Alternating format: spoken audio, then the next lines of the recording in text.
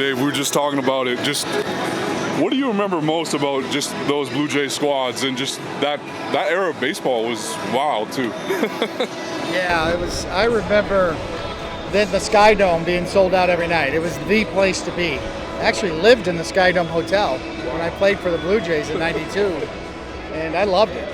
It was just fantastic. Walking around downtown area there in Toronto was just unbelievable. And they were so into the team there, and it was Canada's first. It was the first time for everything, right, in life, and the first World Championship in '92 was just phenomenal.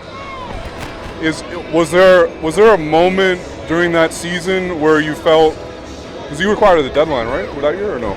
Yeah. I was. I came after the deadline. Yeah. I was traded at the end of August. Yeah. Oh, yeah. And but yes, it was a whirlwind time. Trying to get to Toronto, introduce yourself to the players, and then play a big role. Yeah, I was gonna say, was there a moment that you remember, like, joining that clubhouse or just a game during that stretch where, like, the tide turned you and you felt like this is it here? Not till we got to the postseason. I think it was kind of not a foregone conclusion, but Blue Jays had a great team. We knew we were going to get into the playoffs. Milwaukee, the Brewers had a good team too. They were chasing us, but I think we felt like that we had enough to hold on, and we did. And then when you get in the playoffs, it was beating the Oakland A's. That was the key. And I pitched game 2. We lost game 1, and I pitched game 2. We won game 2 in that first series in the LCS. Did you face Dave Stewart? Was that the matchup? Or no? I didn't face Stewart in that game, no. I faced him actually in game 5, and he beat me in game 5 to send it back to Toronto for game 6.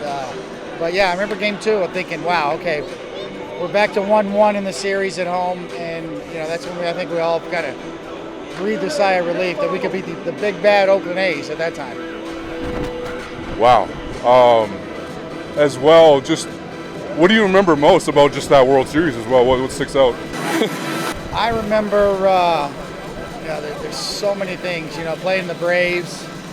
One thing that sticks out in my mind is, in the national anthem in Atlanta, the color guard. I don't know if they made a mistake or did it on purpose, but they flew the Canadian flag upside down, and that was an uproar. It was it was completely disrespectful to the whole country of Canada. And I don't know if it was a mistake or not, but it really seemed to light a fire in our fan base. And I'll never forget that. Just looking over there, going, that thing's upside down. What are they doing? The Canadian flag. And so, during the ticker tape parade when we won, there were Canadian flags everywhere. And even the players, we all had Canadian flags. I've never seen so many flags as when we celebrated the championship.